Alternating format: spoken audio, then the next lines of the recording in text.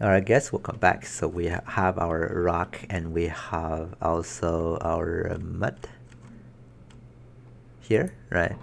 We can then start to use those two things and test those things in the mountain over here. So we're using those two things here just to be able to test what we have. We can drag in our rock and drag in our mud just to take a look at the color of those two things. So rock goes to there and mud goes to there. Okay, and this is what we have. Okay, and let me go ahead and change the height to be something lower, right? So we're not bumping out too much. Okay, so we're basically just using those two colors to determine are we getting a proper like layout kind of thing. We could change, you know, how we have the correct how much contrast do we want to have, right? You can crank up and down of those values. Okay. All right. So we want to use those two materials, right, in our game engine, but not like this. Not gonna blend them like this, because no matter how much you repeat your texture, let me show you the reason why. If I translate both of these guys to something, oops, the wrong connection, to something that is repeated a lot.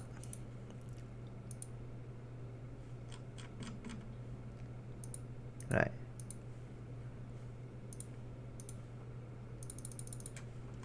And that's what the game engine would like to have, because of the, you know, it's a huge terrain, right? It's gonna be repeated quite a lot. So that's what the game engine have to do, and you will have to also view this and see how this one looks like. Okay, but again, no matter how big a texture is, like this, right? 2K, that's not gonna be enough. When you're standing here, you will see like a lot of blurry results. Okay, so what you want to have is you just use those two materials and you define the mask for the materials separately with a splat map, which we'll talk about later on. Okay, but for now, I think they don't really fit that nicely. I think what I can do is, you know, have some basic tweaking. Here, maybe I could make the mud, give it the HSL, and I can change the saturation to something a little bit higher. And don't really want to change the hue.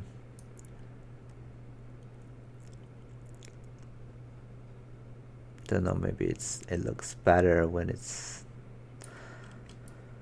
a little bit darker here, maybe. Okay.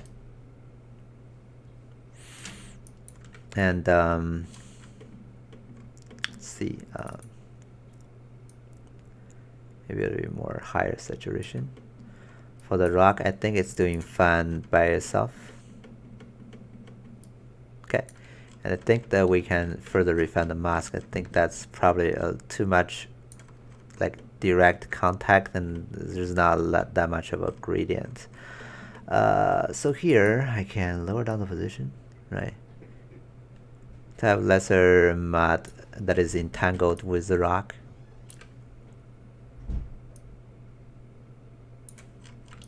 Okay, so that they can blend maybe a little bit better. I can also try to invert our height map.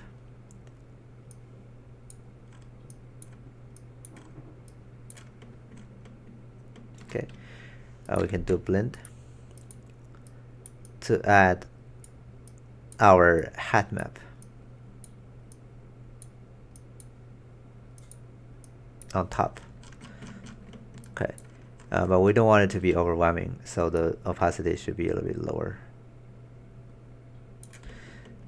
And then let's just crank it up a little bit more. And we could do also a histogram scan over here.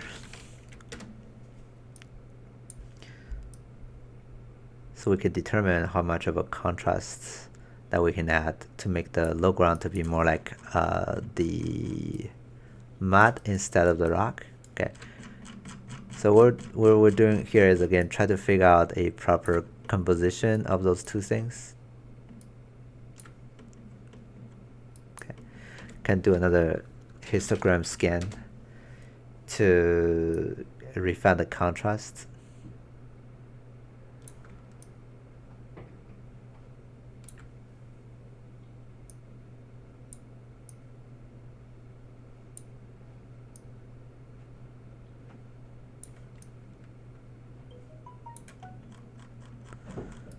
Okay, but you never really know before you put it into the game engine and see what happens. Okay, so we'll have to try. All right. Anyway, so to get our terrain into the game engine, we just need to go to the game engine. In this time, we're doing Unity. Go to Game Object, 3D Object, and then Terrain. Okay. And then we go to the little gear here and look for import raw and just grab the, where did I put it? Let me try to take a look at that. Okay. And let's see if we can find it. Right over here. Okay. Copy that directory and go to the game engine and go there, and then we'll load that hat map that we exported from Instantura. And we just need to use the default settings and import it. You can see the mountains are in there. They're too high. To fix that, you change the terrain hat to like 100 instead of 600. That should bring it down. Okay, it's ridiculously bright for some reason, but we could fix it real quick by adding layers. Okay, so to be able to add some layer, we need some texture to work with. And back here to substance, we can then devise our textures. Okay, so I can double click on this guy and just save it for testing purposes. I'm gonna create a new folder and then call it test textures, and then I'm gonna save this one as mud color or diffuse. Okay, and I can double click there to grab the rock and then save it to be the rock diffuse and save it. Alright, now back here to the Unity engine.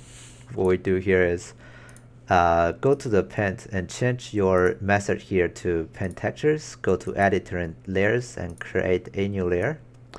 Oh, actually we need to import those two images. So let me right click, import new asset, and then those are the guys, right? So import those guys as texture, and then we can go here and create a layer, and then I can pick the rock here and then just double click to open that. And a new layer will be created. I can rename this guy rock layer. This is for Unity 2018.3.6. Unity is changing drastically, so this might not be the same thing in the future. But yeah, we have the rock layer. I'm gonna go create a new layer with the mud, and this time I'm gonna name this new layer created mud layer. Okay. All right, and then what I can do here is grab click on the terrain and select the mud. And we can start actually painting. You can see now we're painting the mud. Okay. Now we can zoom in and you can see, yeah, it is repeating the same texture again and again. And we can Control S to save the scene. What that does is going to create the actual map we painted inside of the terrain. By clicking that, you can see we're getting the information. You can see it's using RGB channels of an image. Green means the dirt or mud, right? The red means the rocks. Okay. All right. So what we want to do is not actually paint it here, right? We wanted to use the map or the alpha here, right? So we need an image that is also red for the rock and green for the mud. So what I can do is here we can do another blend using the same mask, but we're blending just two colors. Look for the uniform color here, and this one will be red, okay, and the other one will be green. So green up, red down. Okay, and double click, you can see what that is. I think I got that flipped. So rock is red, green is the mud is green, and we don't need the G channel, and it shouldn't have the G channel, but there is an alpha channel that will be used. So you have to do this little trick to split alpha split, not alpha split, RGBA merge, and then RGBA split, and you split the RGBA and merge them again, but for the A channel you just merge with nothing, which will make it black. If you double click on this guy and take a look at the alpha, you can see it's transparent. Okay, let me go back. And also you want to make this one's format to be absolutely HDR 32-bit. And then we can save this guy, and I can call this, change the format to OpenXR and call it Splat map. Okay, and save it.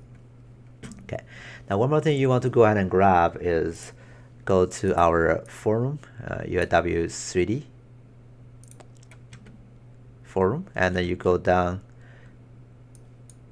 and look for the Son of Design 03, and there is a package to transfer map, and then click on that and you download that package. Okay, and you just click on it, and it's gonna ask to import. I have imported it already, so it's already in there. That's gonna give you a little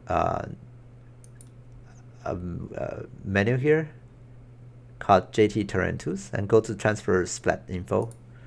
Okay, that's how we transfer our map, and we need to import our map, of course. So I'm gonna grab that splat map.